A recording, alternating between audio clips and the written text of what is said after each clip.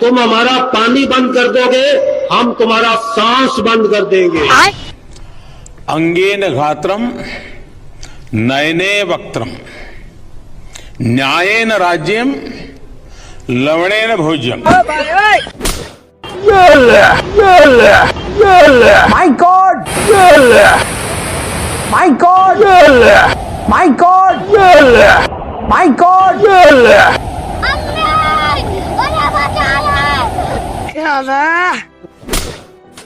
तो भाई तुमने तो उनका सांस रोकना था पानी के ऊपर। वो सांस अब तक कैसे चल रहा है भारत का, अगर वो ये सब कर रहा है? तो आप कह रहे थे कि भारत ने पानी बंद कर दिया, तो अब भारत ने पानी छोड़ दिया। भारत को अब पता चल गया है कि पाकिस्तान को मारने के लिए जंग की जरूरत नहीं है। ये तो पानी में डूब जाएगा पूरा मुल्क। आपको पता है कि भारतीय फिल्मों में ये डायलॉग अक्सर बोला जाता है कि तमाम भारतीय अगर एक एक मग भी भर के पानी का भी फेंक दे तो पूरा पाकिस्तान डूब जाएगा। भारत ने इसको अब लिटरली इस्तेमाल करना शुरू कर दिया है। तोबा तोबा। क्या है, कह रहे हैं कि लाहौर डूब सकता है, लाहौर डूबने जा रहा है। खुदा के लिए कुछ करो, निकलो। कि क्या ये ऑपरेशन सिंदूर 2 तो नहीं है कि आप लोगों ने सारा का सारा पानी पूरा पाकिस्तान में धड़ाधड़ भेज रहे हैं और यहाँ पर जो है वो सब छबड़ छबड़ कर रहे हैं। तो हमारे एक पॉलिटिशियन जो कि मिनिस्टर भी रह चुके हैं, हसन इकबाल साहब, उन्होंने कहा है कि भारत जो है वो एक तरह की दहशतगर्दी दिखा रहा है, सारा पानी छोड़ दिया हमारे ऊपर, ये कहा है उन्होंने। और इस बारे में हम आज डिस्कस करेंगे कि क्या ये ऑपरेशन सिंदूर 2 तो नहीं है कि आप लोगों ने सारा का सारा पानी पूरा पाकिस्तान में धड़ाधड़ भेज रहे हैं और यहाँ पर जो है वो सब छबड़ छबड़ कर रहे हैं। तो यकीनन फखर आपको बताएंगे इस वक्त कि क्या सूरत हाल है और उसके बाद डॉक्टर मिश्रा और रोहित जी आपसे भी सवाल होंगे। जी फखर। जी thank you very much and good evening to everyone. Actually इस वक्त जो सूरत हाल है उसका जो सेंटर है वो है पंजाब और पंजाब के वो इलाके। एक तो ये सियालकोट से ये सिलसिला शुरू होता है जो इंडियन बिल्कुल बॉर्डर पे पाकिस्तान का पंजाब का शहर है, इंडस्ट्रियल सिटी है और वहाँ पे पानी का जो लेवल था, यानी कल रात की अगर मैं आपको बात बता दूं तो तकरीबन वो 10 फीट तक भी पहुंचा था। सिटी की बात कर रहा हूँ, लोगों के घर डूबे हुए हैं और कहते हैं कि पहली दफ़ा सियालकोट शहर का जो कैंट एरिया खास तौर पे, क्योंकि वो उसका इंतजामात उसकी और सारी चीज़ें फौजी इलाका होता है तो अच्छे होते हैं, तो वो डूब गया है। लोगों के घरों में पानी जो है वो छतों को जाकर टच कर रहा है, ये चीज़ हुई है। लेकिन इसके साथ साथ आगे जाकर अगर आप आएँ तो नारोवाल का इलाका है, ये भी बॉर्डर सिटी है, एहसन इकबाल साहब का हल्का है।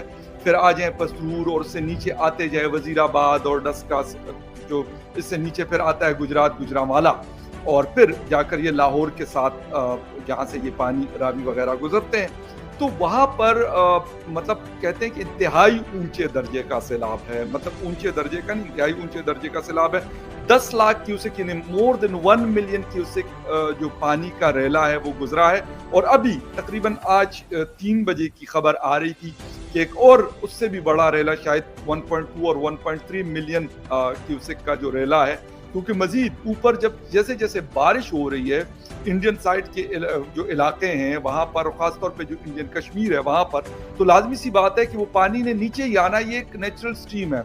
ये लोग जो ये वर्ड यूज करते हैं जी, आबी दहशतगर्दी भारत। नमस्कार दोस्तों, स्वागत है आपका आज की हमारी खास रिपोर्ट में, जहां हम बात करेंगे भारत और पाकिस्तान के बीच पानी से जुड़ी एक बड़ी घटना के बारे में। पिछले कई दिनों से भारत के उत्तरी हिस्सों में भारी बारिश का सिलसिला जारी है, जिसकी वजह से नदियों का जलस्तर अचानक तेजी से बढ़ गया।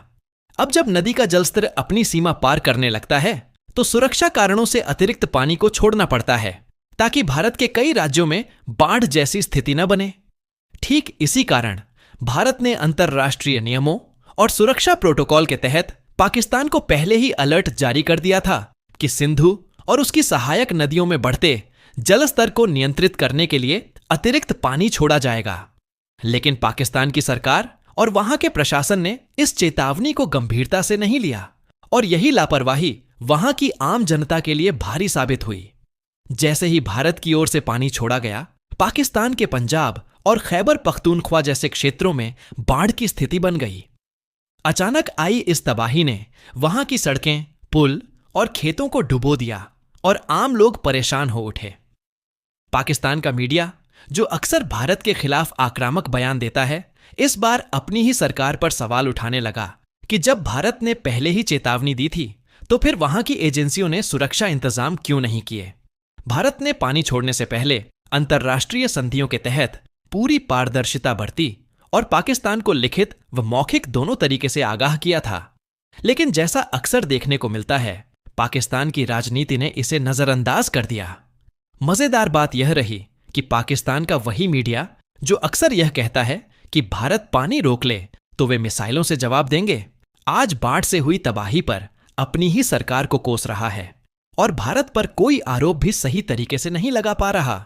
यह घटना एक बार फिर साबित करती है कि प्रकृति और पानी जैसी चीजों पर कोई भी देश पूरी तरह नियंत्रण नहीं रख सकता और पड़ोसी देशों को आपसी सहयोग से ही ऐसे हालातों से निपटना चाहिए। भारत का कदम पूरी तरह मानवीय और सुरक्षा कारणों से था ताकि अपने नागरिकों को नुकसान से बचाया जा सके, लेकिन पाकिस्तान ने चेतावनी को नजरअंदाज करके खुद अपनी मुश्किलें बढ़ा लीं। बाढ़ की वजह से हजारों लोग विस्थापित हुए हैं और वहां की सरकार अब राहत कार्यों में लगी हुई है, लेकिन जनता का गुस्सा साफ दिखाई दे रहा है। इस पूरी घटना से हमें यह सीख मिलती है कि राजनीति से हटकर जब बात प्राकृतिक आपदाओं और लोगों की सुरक्षा की हो तो हर देश को गंभीरता और ईमानदारी से काम करना चाहिए। फिलहाल पाकिस्तान में हालात बिगड़े हुए हैं और वहां के मीडिया चैनलों पर लगातार रिपोर्ट्स आ रही हैं कि कैसे गांव-गांव में पानी भर गया है। दोस्तों, यही है आज की बड़ी खबर जिसमें पाकिस्तान की लापरवाही ने उसकी जनता को संकट में डाल दिया और भारत ने अपनी जिम्मेदारी निभाते हुए पारदर्शिता के साथ पानी छोड़ने की सूचना पहले ही दे दी थी।